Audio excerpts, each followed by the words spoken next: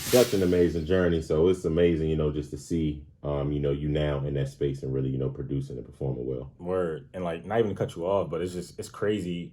Like when I look back at it, where basketball and connections like have took me, Yeah. like just going back over, Brooklyn, Indiana, the Bay, now Boston, and then even, going back to a basketball and networking connection, had a chance to work with the Nigerian national team. Yeah.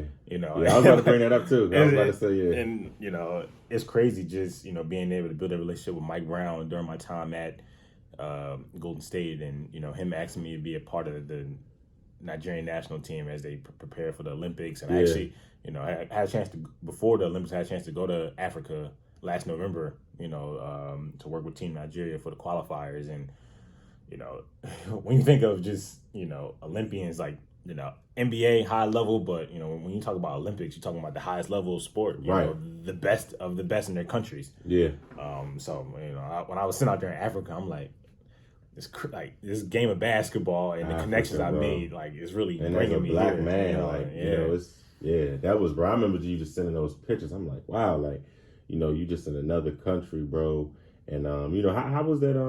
I would say, the game is a game and sports is sports, but I'm sure that it was a cultural difference, as far as like how they may do ball or how they may just all over things. Like, how was that? What was that experience for you? Like, I'm sure it was different, but did you kind of like pick up some things like, oh, damn, we should do this in America? Or something like that? It was definitely different, especially from the way we structure things, the way we practice.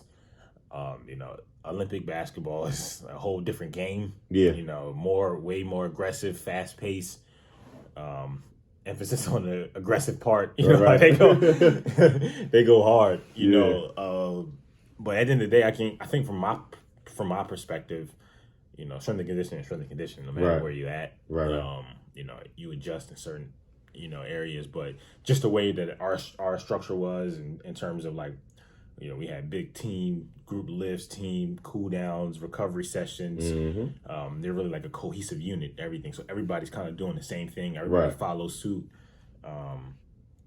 Even so, I think, like I picked up some like personal things just in terms of like I mentioned, like the structure part and everything. But to be honest, everything else was kind of the same.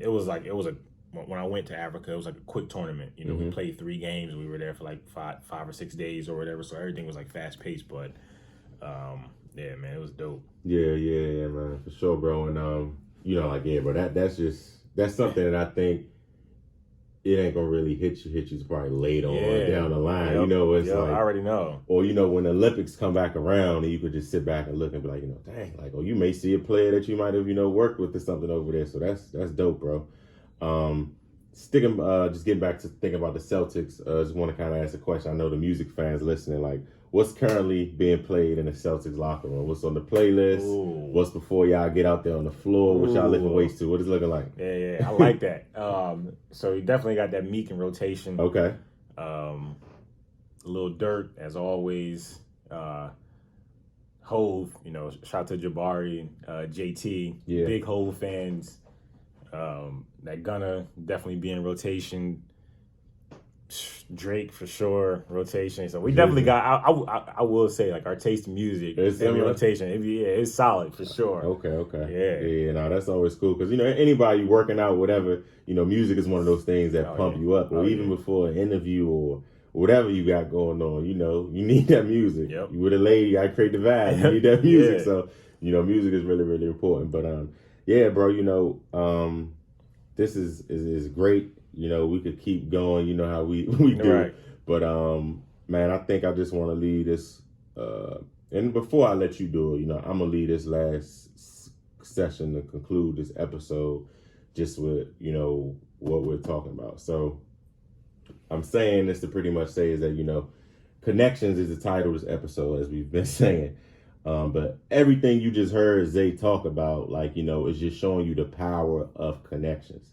Now, today, I feel like us, being millennials, man, it's people that I'm close to now in the family. I may have connected with on Facebook. You may have connected with Twitter, LinkedIn, whatever the case is. But I'm saying that to say is that, I want people to take away from this episode is that you have to get out there and connect yourself. You know, whatever it is, like, man, this goes for, if you look at some of the successful people that, you know, did illegal activities, they was based off of connections or even legal activities. So it's like getting out there, getting out your comfort zone is extremely important, and realizing, you know, having an idea of what you want to do. And, you know, all the info that Zay shared, I hope you all are motivated and understand, like, you know, you can't get nowhere without hard work.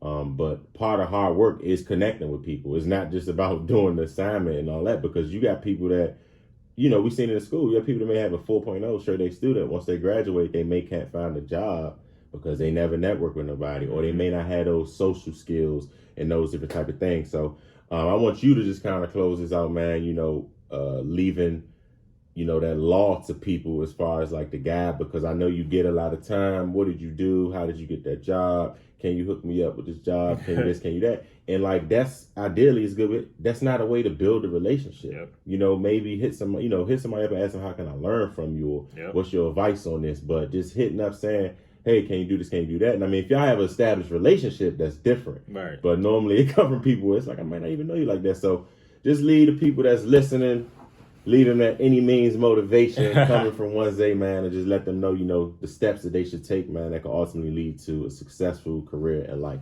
Yeah, for sure. And to be honest, brother, like you, man, like you hit it, you know, with a lot of those key points, man. But just to kind of reiterate some of those points, man, like number one, get out there, you know, whether it's going to a conference, whether, you know, you're in somebody's city and asking, can you grab